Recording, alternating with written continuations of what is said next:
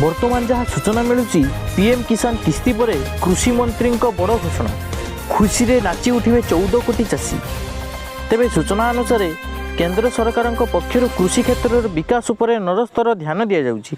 एही कारणरू केंद्र कृषि मंत्री नरेंद्र सिंह तोमर युवक मानक कृषि प्रति आकर्षित करने विषय कहिसंती। यह सहित से कहिसंती चाष को लाभवान करने एवं क्षुद्र चाषी को आय वृद्धि कर आवश्यकता रही। तेबे चाषी को आय तो द्विगुणित करने मोदी सरकार उद्यम जारी रखिंट। यह दृष्टि रखी सरकार चाषी अनेक योजना आरंभ कर कृषक मानक सरकार आरंभ कर योजना गुड़िक मध्य सबुठारु उच्चाभिलाषी योजना हेउची प्रधानमंत्री किसान सम्मान निधि योजना। एथिरे सरकार पक्षर चाषी को वार्षिक 6000 टंका आर्थिक सहायता प्रदान करा जाउची। एही टंका 2000 टंकार 3टी किस्ती डीबीटी माध्यम कृषकों अकाउंट को ट्रांसफर हेउची। निकटरे फेब्रुआरी 27 रे सरकार चाषी अकाउंट रे पीएम किसान योजनार 13तम किस्ती टंका ट्रांसफर करिसेंती।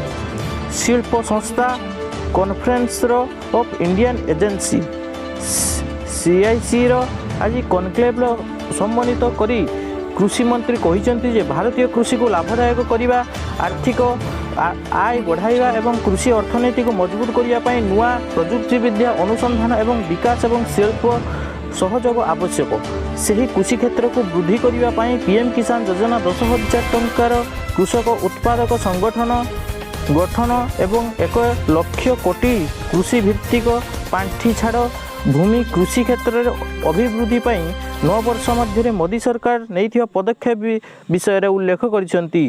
तोमर कहिसेंती आम समस्त कृषि एक प्राथमिक क्षेत्र। से कहिसेंती जे एही क्षेत्र को लाभदायक करने कृषकों संबद्धता वृद्धि एवं कृषि अर्थनीति को मजबूत करने प्रजुक्ति विद्या अनुसंधान एवं शिल्प सहयोगर आवश्यकता रही।